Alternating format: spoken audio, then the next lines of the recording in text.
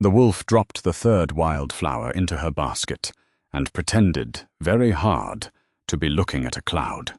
Wren saw it happen this time.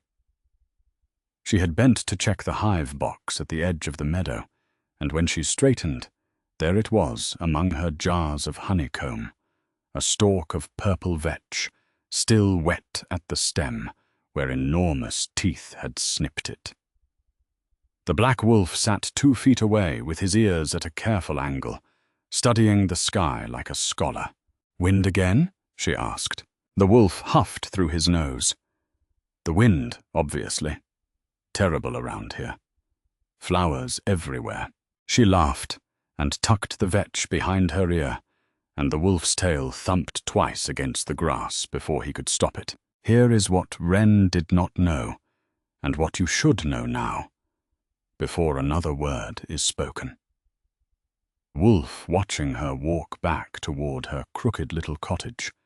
The wolf who had been sleeping on her hearth for 11 nights. The wolf she had named Soot because his fur drank the light was Cassian Thorn. Alpha King of the Iron Court. Sovereign of 9 packs and 40,000 wolves.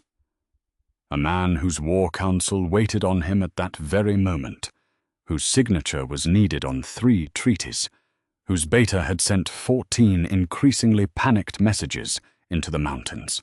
The king of everything, north of the Silver River, was lying in a beekeeper's meadow with a flower petal stuck to his lip, and his exact thought, in his own words, was this: "I should have left 10 days ago.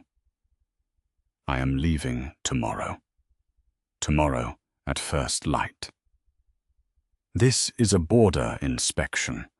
Kings inspect borders. It is practically a duty. He had been telling himself that for 11 nights. I was going to keep telling himself that for a good while yet. And he was going to be wrong every single time. And the reason was walking away from him through the tall grass with a purple flower behind her ear, humming off-key, smelling of lavender and beeswax and wood smoke, and something underneath all of that which made the animal in him lie down flat and refuse every order he gave it. He had planned to stay one night. He had been wrong about that, too. It had started with a snare. Cassian ran his own borders twice a year, alone, in fur. Because a king who only heard reports learned nothing, and because the wolf needed to run, or the man got cruel.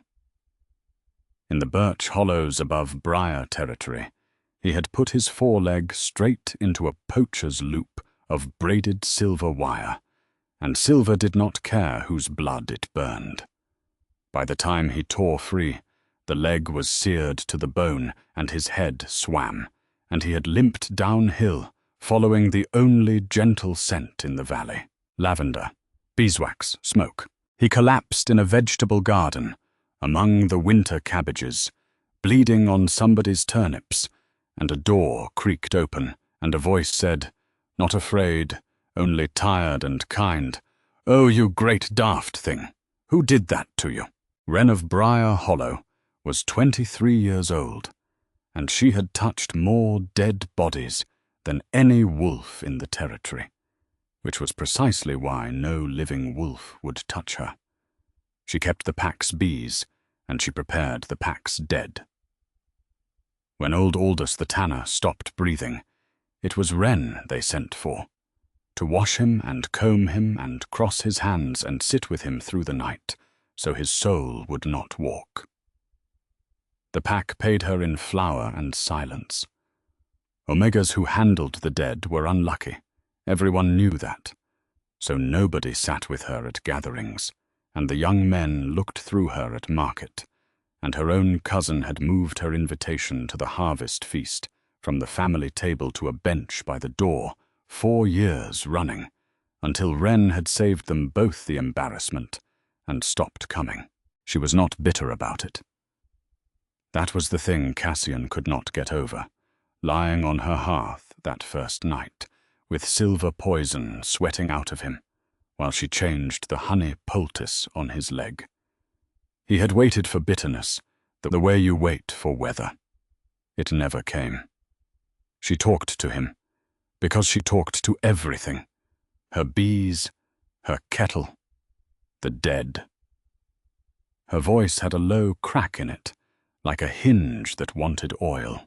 "You'll want to keep still," she told him, unwinding the bandage, and her hands smelled of crushed yarrow and the raw honey she painted into the burn. "Silver's mean.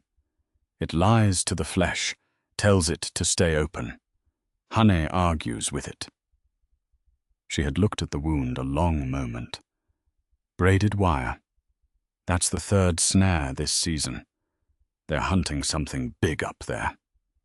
She met the wolf's eyes, which was a thing you were never, ever supposed to do to a strange black wolf the size of a pony, and she smiled with one side of her mouth. Something big and not very clever looks like. The Alpha King of the Iron Court, before whom war chiefs knelt, had laid his ears back and grumbled. "Don't sulk, there's rabbit in the pot." She fed him rabbit stew out of her own bowl, the good one, the one without the chip. He noticed that. He noticed everything. He noticed that her firewood was green because dry wood cost money, and that she stacked her 3 books spine inward so the rain damp wouldn't fade the titles, and that when she finally slept, curled in the bed across the room, she kept one hand hanging over the edge, open, palm up, like a woman used to being needed in the night. The silver fever broke on the 2nd day. He could have walked out on the 3rd. On the 4th day, she bathed him. He wanted the record to show that he had objected. He had objected strenuously. She had come at him with a bucket of warm water and a lump of lavender soap, saying, "You smell like a battlefield, and you're sleeping inside, so we're doing this." And the wolf, the traitor, the absolute traitor living in his skin, had simply lain down in the washtub by the fire and shown her his belly. "Kneel," said the man inside. "Nobody touches the king." The wolf did not kneel. The wolf groaned like a falling tree, while small, clever fingers worked soap through the fur of his ruff, while she scrubbed behind his ears and complained cheerfully about the state of him. Mud here, burrs there. Honestly, was he raised by badgers, and warm water ran down his spine, and 11 years of crowns and councils and tasters checking his food for poison ran down the drain hole with it. "There," she said, toweling his head until his ears flopped. "Now you look almost respectable." Almost. "I am leaving tomorrow," thought the king. The wolf put his chin on her wet knee and sighed from his whole body. So began the strangest double life in the history of the Iron Court. Because Cassian did go back. He had to. Kingdoms did not run themselves. He would rise before dawn, slip out through the garden, shift in the birch hollow, where his clothes and his ring were buried under a flat stone, and walk into his war camp 2 valleys over as the cold, correct, faintly terrifying Alpha King, who was, his Beta Fenwick noted, in a suspiciously tolerable mood lately.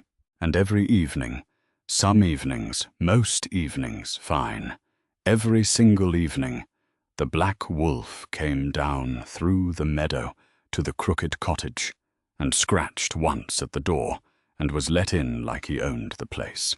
The thefts started in the 2nd week. It was the shawl first.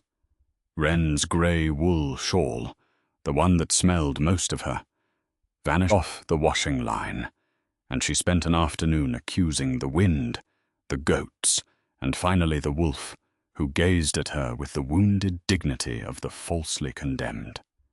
The shawl was, at that moment, buried under the flat stone in the birch hollow, where a king could put his face in it, briefly, in private, for reasons of state. "Sire," said Fenwick that same week, in the command tent, "you smell of lavender." "It's a soap," said the king. not looking up from the map. You hate scented soap. You once made a trade envoy stand downwind of you for an entire negotiation because he wore rosewater. Tastes change, Fenwick. You have a purple flower caught in your collar, sire. A pause. The King of Nine Packs turned the page of a treaty with great calm. It's windy in the hollows, he said. Then came the gifts, because the wolf had decided, without consulting the man in any way, that his omega was underprovided for, and this was an emergency. He brought her rabbits, fat ones, laid on the doorstep in a neat row, like a butcher's display. He brought her a river trout, still flapping, dropped directly into her lap while she shelled peas, which had gone poorly for the peas. He stole, from a market stall 2 villages over, a ribbon the color of beech leaves in October, because it matched her hair, and the man had marched the wolf back the next dawn in human shape, hooded, mortified, to overpay a bewildered ribbon seller 40 times the ribbon's worth. And once, catastrophically, the wolf had raided the royal kitchens themselves and carried off an entire honey cake meant for a diplomatic dinner, gripped gently in his jaws for 6 miles, and presented it to her only slightly dented. "Where does a wolf get a cake?" Wren said flatly, holding it up. The wolf looked at the cloud again. It was a very useful cloud. "This is glazed. This has almonds arranged in a crest. This is somebody's fancy cake, Soot." The crest was, in fact, his own royal seal, rendered in almonds. She fed him a slice off her thumb anyway, and he decided the diplomatic incident had been worth it, and the man inside put his head in his hands and said nothing. Because the man had eaten his slice too. The bed came third, and the bed was where he drew the line. He drew it firmly. The hearth was appropriate. The hearth was already a scandal. And then the first hard frost came, a night when the water froze in the bucket by the door, and Wren shivered in her sleep, and the wolf stood up from the hearth, and the man said, "Absolutely not," and the wolf climbed onto the narrow bed and lay down along her back like a wall against the winter, and she made a small sound and burrowed into black fur without ever waking. And that was that. The line, it turned out, had been drawn in water. After that, he slept on the hearth on warm nights and in the bed on cold ones, and it was remarkable how cold the nights got, even the warm ones. The first near miss came at the spring cull, when the king made a formal inspection of the border packs, and Briar Hollow turned out in its best clothes to kneel in the mud, and Wren knelt at the very back by the smokehouse, where the unlucky belonged. Cassian smelled her before he saw her. Lavender through 50 other bodies, like a lit window at night. He kept his face like carved stone, and walked the line of the pack with the Briar Alpha grovelling at his elbow, and he stopped, because he could not help it, in front of the Omega at the very back, the one kneeling with her chin high and her eyes down, and a beech-coloured ribbon in her hair. "Name," he said, and his voice came out wrong, too rough, and he heard Fenwick shift behind him. "Wren, your majesty, I keep the bees." A beat. And the dead. The Briar Alpha hurried in, oily. "The death tender, sire. Pay her no mind. She needn't have stood so near. I'll have her moved back." "You will not." 2 words, quiet, and the temperature of the whole yard dropped. Cassian looked at the ribbon and made himself look away from it. On her wrist, small and half-healed, was the mark of a bee sting she had gotten on Tuesday. He knew it was from Tuesday. He had licked it Tuesday evening, and she had laughed and shoved his big head away and called him disgusting. "Your hives," said the king of the Iron Court, to a kneeling beekeeper in front of 200 witnesses because his mouth had detached itself entirely from his brain. They wintered well. Wren looked up. That was against every protocol there was, and she did it anyway, surprise breaking her manners. And her eyes met his, and something crossed her face, a flicker, a frown, the ghost of a question. Those eyes. Amber going gold at the rim. Where have I? Lost 1 colony to the frost, Majesty, she said slowly. Kept 6.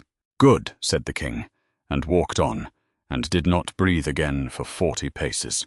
That night the wolf did not come, because the man did not trust him, and Wren stood a long time in her doorway, looking at the dark meadow.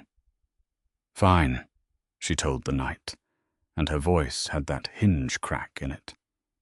Suit yourself. She left the door unlatched anyway. He came the next night. He always came back.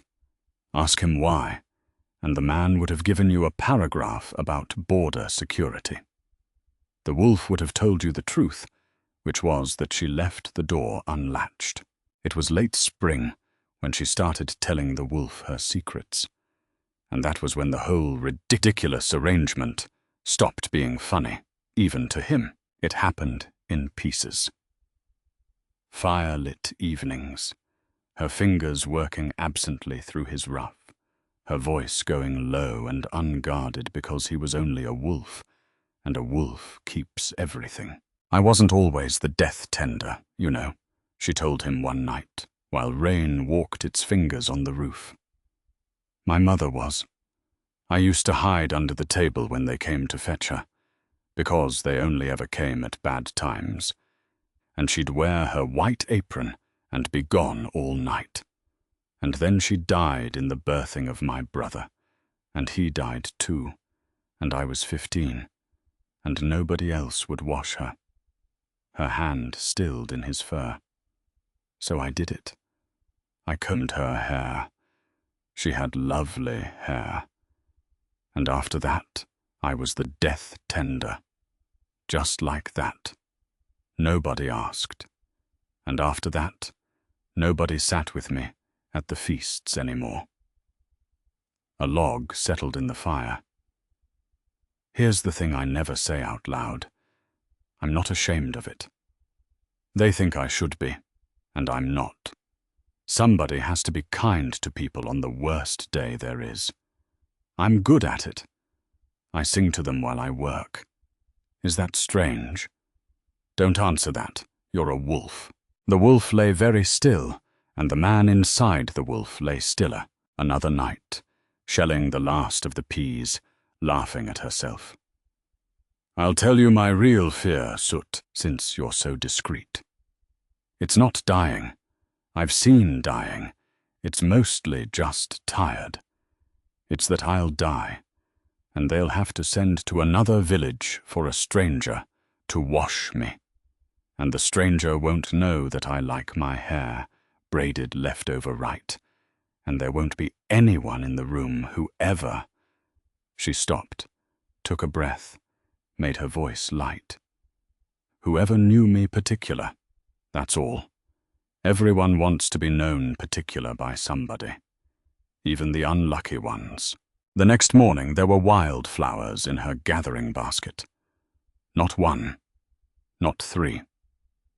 The basket was full to the brim, vetch and campion, and late violets and bee orchids that only grew on the far ridge, a fortune in ordinary flowers, drifted over the rim like snow, and the black wolf was asleep on the doorstep, with a violet stuck to his nose, utterly spent, because he had been at it since moonrise.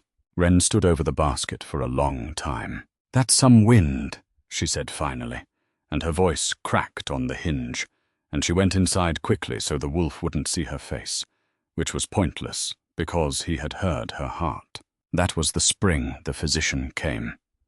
Tomas, a beta from the river country, young, earnest, good hands, sent to serve 3 villages, and the only man in living memory who did not flinch from the death tender. Worse, he sought her out. He wanted her yarrow lore, her honey for wound dressing, her opinions. He walked her home from old Sailor's sickbed, carrying her basket, laughing at her jokes, and he had an easy way of touching her elbow at Styles, and one evening he said, ears going red, "You know, Wren, there's a dance at the river fair," and I thought. The growl came from the tree line. Low, vast, geological, a sound like the hill itself clearing its throat. Thomas went white. Wren went furious. "Soot!" She marched to the trees and hauled 200 pounds of Alpha King out of the bracken by the scruff, or rather, he permitted himself to be hauled, glaring past her at the physician with murder in his amber eyes. "You ignore him," she told Thomas. "He's jealous of the goats, too," which was slander. The goats were beneath his notice, and the wolf submitted to being scolded all the way home, not one ear of him repentant. But the man. The man was another matter. The man went back to the Iron Court that week and discovered that jealousy did not stay in the fur. Fenwick found him at midnight, redrafting, with terrifying focus, the regional appointments of physicians, and had to talk him out of reassigning one Thomas of the river country to a clinic on the northern glacier. "Sire, with respect, what is happening to you?" Cassian looked at his own hands on the desk. Ink on the fingers, a crown on the seal ring, and around one wrist, where nobody could see it under the cuff, a beach-coloured thread from a ribbon he'd bought twice. "I don't know," said the king, which was the first honest thing he'd said in a season, "and I don't want it to stop." It was Lady Maren who forced the end of it, though not the way anyone expected. Maren of the Highfell pack, first candidate of the Council for Queen, magnificent and glacial, arrived at court that summer to finalize a match everyone but the king considered settled. She took one look at him, at the flower stuck in the royal collar, at the way he angled toward the southern window like a compass needle, and she understood in a single evening what the whole council had missed in a year. Everyone waits for me, to be cruel here. And Maren knew it. She had been raised her whole life as a bloodline in a dress, traded on parchment before she could walk, and she had exactly one thing left that was her own, which was that she would not beg. She found the king on the terrace and stood beside him in silence for a while. "Whoever she is," Maren said at last, looking out at the dark, "she'd better be told before the council tells her for you. They've had men in the border villages for a month. You're not half as subtle as you think, Cassian. You never were." She smoothed her glove, and for one moment her armor slipped, and she sounded young. "When I was 7, they promised me to a Northman who died before I met him, and do you know, I grieved. A stranger's whole life, and I grieved it, because it was the only one I'd been given. Don't do that to her. Don't let her love half of you, and grieve the rest." Then the armor came back, and she swept inside, and by morning she had withdrawn her candidacy in writing, citing, with vicious elegance, reconcilable differences of scent. The council did not take it so gracefully. And the council, it turned out, was the least of it because the poachers were still in the hills and the poachers had never been hunting deer. It happened on a grey afternoon, the air smelling of coming rain and crushed grass. Wren was on the far ridge cutting bee orchids, because the wolf loved carrying them, and pretending he didn't, when she stepped between two birches and the world snapped shut around her ankle. Silver wire. Braided. The burn was nothing. She was no shifter. But the men who rose out of the bracken were everything. 4 of them, rough, unfamiliar, and their leader looked at her the way men look at an unlucky omega alone on a ridge, and said, "Well, wrong catch, but the black beast comes to her, we've watched it. Tie her to the tree. He'll come for the crying." They wanted the wolf. A black wolf's pelt of that size was worth a farm, and this one, they'd noticed, walked into snares like he owned them. Wren did not cry. She fought and got a fistful of a beard and was thrown down hard enough to taste copper, and the leader raised the silver wire like a whip. The king had been in council 2 valleys away, mid-sentence on a grain tariff, when her fear came down the bond he had never admitted was a bond, like a scream down a wire, and 40 lords watched the Alpha King of the Iron Court go out through a closed window. What came up the ridge 4 minutes later was not a pet. Wren, dazed on the ground, heard it before she saw it, a sound she'd never heard from him. And then the grey afternoon was full of black, and it was not Soot who has a violet on his nose. It was 300 pounds of apex predator moving through 4 armed men, like weather. It was over very fast. The leader, the one who had thrown her down, ran, and the wolf ran him to the cliff edge, and stood over him, jaws wide. And Wren heard herself scream, "Don't!" and the wolf stopped, shaking, hackles up, silver wire scored across his shoulder and smoking. He stopped, because she had asked, and he turned to look at her, and she was bleeding at the mouth, and something in him ended. He shifted in front of her. It was not graceful, and it was not hidden. Black fur poured off him like water off a rock, and up out of the wolf came a man, tall, scarred, silver-burned across the shoulder, wild-eyed, and Wren's flowers went everywhere as her basket dropped, because she was looking at the Alpha King of the Iron Court.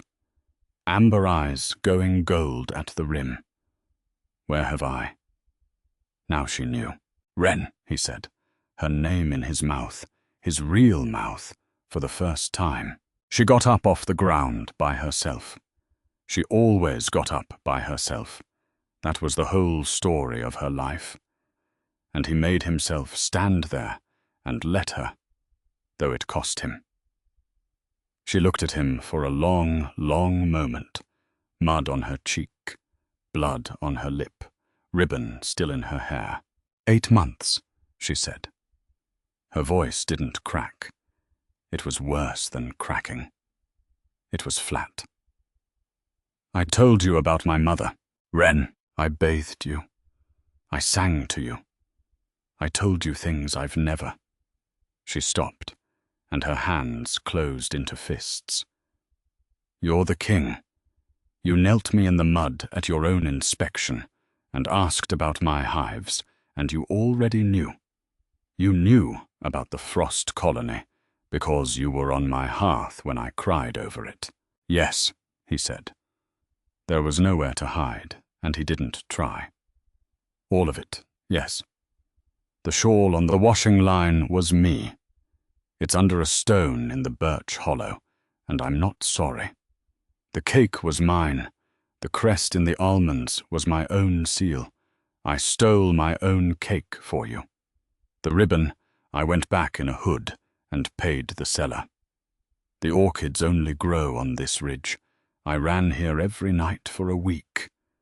The wind," and his voice finally broke. The king's voice broke like green wood. "There was never any wind, Wren. It was me. It was always me. I came for 1 night and I stayed because your door was unlatched, and I have spent 11 years having everything and 8 months wanting one thing. And I lied to you every day I didn't tell you, and I know it." The rain arrived then, soft on the grass and the scattered orchids and the groaning poachers. "The council is coming for you," he said quietly. "They've watched the villages. I won't let them near you, but you deserved to hear all of it from me first, and I'm too late even for that." He took one step back, which was the hardest step of his reign. The door was always yours to unlatch. It still is. And Wren, rain in her hair, looked at the most powerful man in the north and said, "Go home, your majesty." I went. 9 days. 9 days the door stayed shut, and the hearth stayed empty. And if you had asked the war camp what those 9 days were like, veterans of the northern campaigns would have looked at the horizon and declined to speak of it. She wasn't idle, either. She was angry the way a healer gets angry, thoroughly, at every wound at once. Angry at the lie, and angrier that the lie had been the sweetest thing that ever happened to her, and angriest of all that she missed the weight of him against her back in the cold, and could not decide which of them she missed, and was beginning to understand, sourly in the dark, that there had only ever been one of them. On the 9th night, old Sailor died, and Wren put on her mother's white apron and sat the vigil alone, as always, washing and combing and singing low, left over right, and past midnight she heard the door of the death-house open behind her, and she didn't turn. "Sit down if you're staying," she said. "This is Sailor. She raised 4 sons and outlived 3, and she liked her tea scalding, and I'm telling you that because everyone should be known particular by somebody." The King of the Iron Court sat down on the bench of the death-house among the candles in the place where the unlucky worked, and stayed the whole vigil, handing her the comb when she reached for it, and never once flinched. Near dawn, with the candles guttering, Wren finally looked at him. This man who had been so hungry to be somewhere that he'd worn fur to her fire for 8 months and blamed the wind for flowers. "You stole my shawl," she said. "I did. You growled at Thomas. I nearly transferred him to a glacier. You slept in my—" "Only on cold nights," said the Alpha King, and then, with the tattered remains of his dignity, "and some warm ones." The sound she made was half sob and half laugh, and it broke the 9 days open, and when he crossed the room, she let him come, and stood in the circle of him, with her cheek against the silver scar, and his whole body shook once, like a wall settling, coming home. "I'm still angry," she said into his chest. "You can be angry as queen," he said. "You can be angry at me publicly, on a throne, with jewels on. I have bees. We will move the bees. I'll carry the hives myself. I'm told I'm good at carrying things in my mouth." The council convened in high summer to formally protest, and got as far as the Omega in question handles corpses, before the Alpha King rose from the iron chair, crossed the great floor in front of 9 packs, and knelt. Kings do not kneel. He knelt anyway, took her hand, the one with the bee-sting scars, and said in the voice that had ended wars, "This is Wren of Briar Hollow. She has held this kingdom's dead when this kingdom would not hold her. She is my mate, my Luna, and my queen, and she is mine, and I am hers, and any wolf who calls her unlucky may take it up with me personally, in either shape." The silence lasted 3 heartbeats, and then Lady Maren of Highfell, sitting in the front row, for reasons she never explained, stood and bowed first, and after that everyone else was merely late. Briar Hollow did not come crawling. That should be said honestly.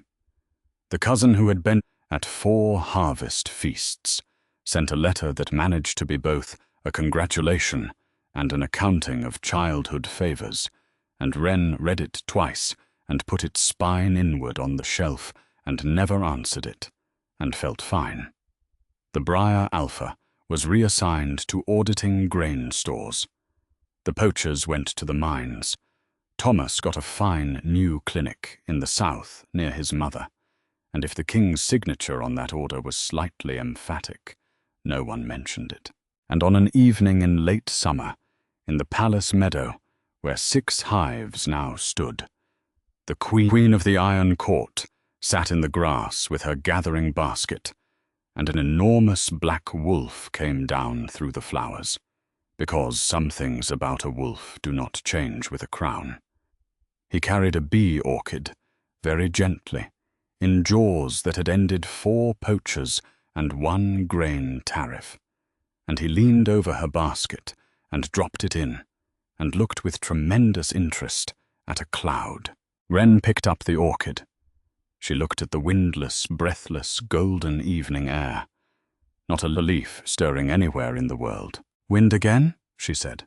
The wolf lay down and put his head in her lap, heavy as a kept promise. And she tucked the orchid behind his ear, and his tail thumped twice against the grass, and this time he didn't try to stop it at all.